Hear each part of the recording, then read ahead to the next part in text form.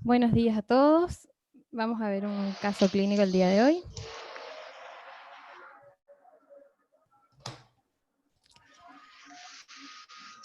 ¿Pasa o no pasa?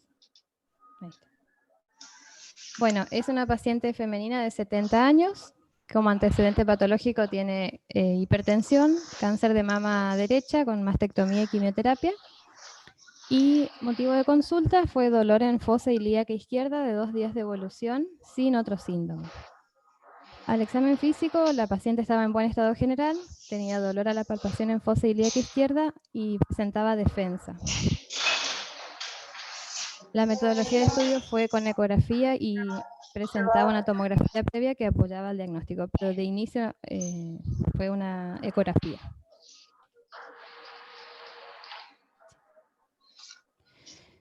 Es difícil la imagen, pero como para ubicarse es en fosa ilíaca izquierda.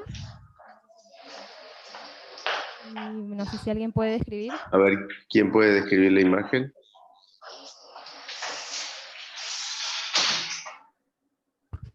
Bueno, buen día. Bueno, se puede observar presencias intestinales con cambios en la ecogenicidad de la grasa periférica.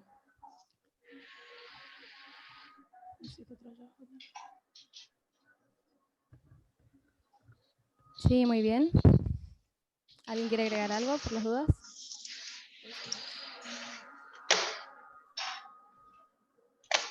Bueno, en esta imagen tenemos eso que menciona Silvana, un aumento de la ecogenicidad de la grasa periférica a nivel intestinal.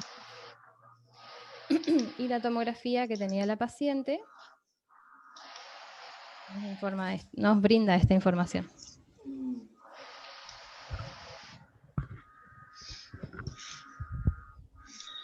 A ver si... Y ahí se puede ver, ¿cómo?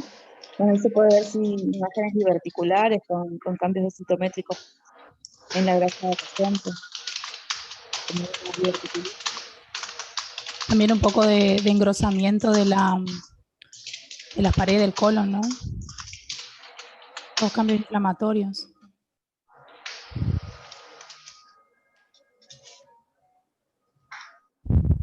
Estos son los otros cortes, donde observamos lo mismo, solo que en un corte más longitudinal del órgano. Sí, ahí se pueden seguir viendo más divertículos, ese cambio densitométrico y el engrosamiento del dedo. Sí, muy bien.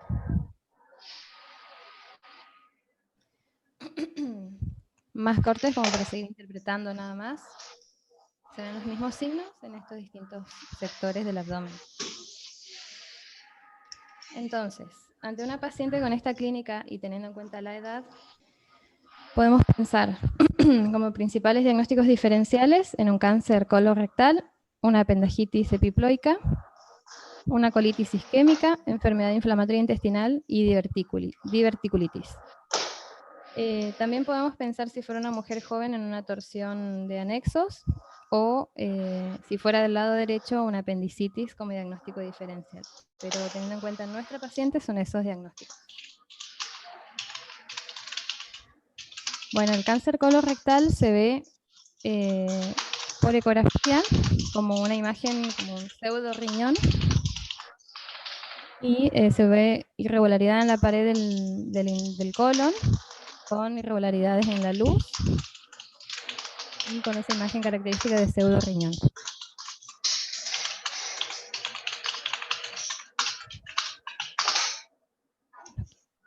Bueno, la apendicitis epiploica se ve como también un aumento de la ecogenicidad de la grasa circundante del colon.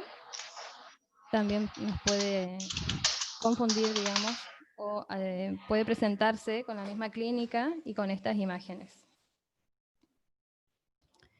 Después tenemos la colitis isquémica, donde se observa también la pared del colon aumentada de tamaño y aumento de la ecogenicidad de la grasa periférica.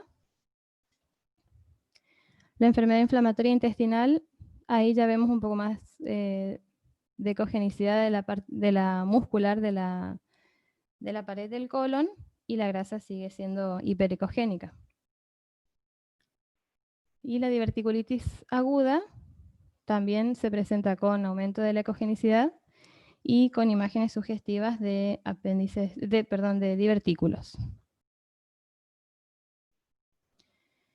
Bueno, dentro de estos diagnósticos, teniendo en cuenta a nuestra paciente con sus datos clínicos, edad y estudios por imágenes, llegamos al diagnóstico de una diverticulitis aguda. Así que vamos a hablar un poco de eso. Es un diagnóstico frecuente, 15% de las hospitalizaciones presentan este cuadro de diverticulitis aguda. Hay que diferenciar diverticulosis, diverticulitis, ambos cuadros. Diverticulosis es la presencia de divertículos, se dan un 16% en menores de 40 años y 63% en mayores de 70. Y la diverticulitis tiene mayor incidencia en jóvenes y ya tiene un cuadro clínico más florido, más agudo. El lugar frecuente es en el colon sigmoides, pero puede presentarse a nivel de cualquier trayecto del colon. Y la diverticulosis de ellos se van a presentar 15-25% con diverticulitis. La patogenia es multifactorial, tiene baja ingesta de fibras, dismotilidad intestinal, obesidad, microbiota intestinal y alteraciones del tejido conectivo. El tabaco puede aumentar un 23% el riesgo de enfermedad diverticular.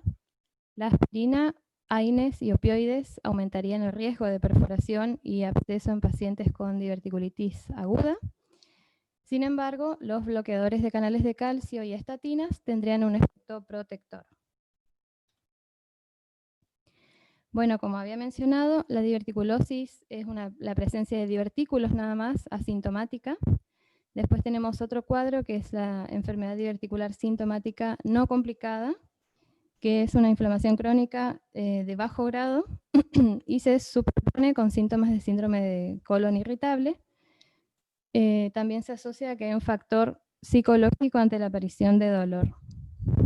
Y por último, la diverticulitis aguda, que antiguamente se usaba la clasificación de Hinchey, que utilizaba hallazgos de imágenes e intraoperatorios, y hoy en día se modificó algunos aspectos de esa clasificación.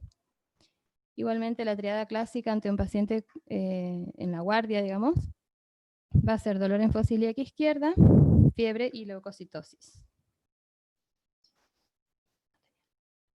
Nuestra paciente no tenía laboratorio, mencionaba que le habían pedido, pero no tenía registro de algún resultado. Clasificación de las complicaciones agudas se clasifica justamente con la clasificación de Hinchey y Hinchey modificada por Sher. La clasificación original mencionaba 4 estadios, donde el estadio 1 tenía un absceso pericólico o flemón. El estadio 2 tenía absceso pélvico intraabdominal o retroperitoneal. El estadio 3, peritonitis purulenta generalizada. Y el estadio 4, peritonitis fecal generalizada. Y la modificación de Hinchey por Sher lo que hace es dividir al estadio 2 en A y B, quedando así. El estadio 1 tiene un absceso pericólico, el estadio 2A tiene drenaje percutáneo de algún absceso, el 2B tiene un absceso complejo asociado a fístula, el estadio 3, peritonitis purulenta generalizada, y el estadio 4, peritonitis fecal. Otras clasificaciones que existen, más actuales, se mencionan la de Ambrosetti, que en el 2002, junto a colaboradores, propusieron una estadificación simplificada de la diverticulitis aguda basada en criterios de tomografía. Y dividieron diverticulitis moderada, el engrosamiento localizado de la pared sigmoidea menor a 5 milímetros, con hebras de grasa pericólica o engrosamiento de la grasa pericólica, y diverticulitis grave, con engrosamiento de la pared acompañado de absceso, aire extraluminal o contraste extraluminal. La metodología de estudio es básicamente por estos 3 estudios por imágenes, colon por enema con doble contraste, ecografía y tomografía.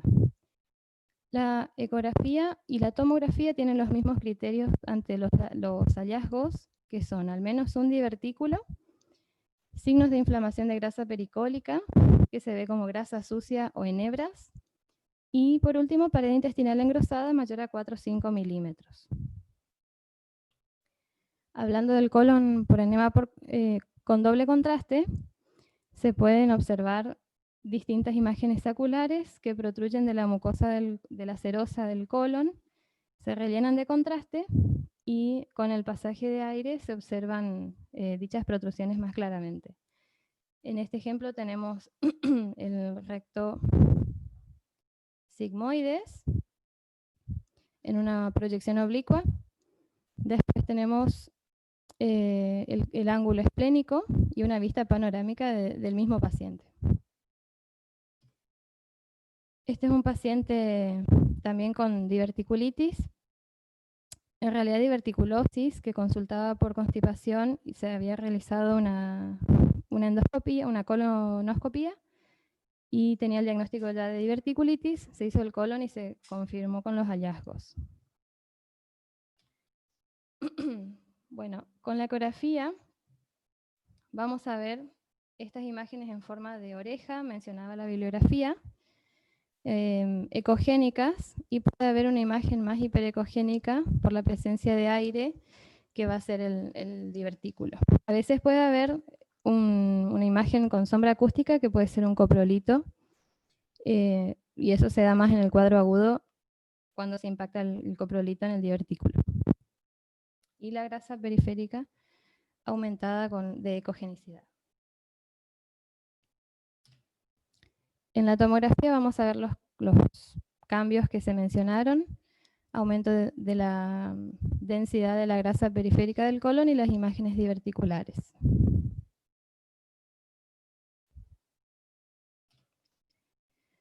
Este es otro paciente, un paciente nuestro, por eso lo puse, que tiene múltiples divertículos en sigma, en colon sigmoides. Y este es otro con el mismo cuadro.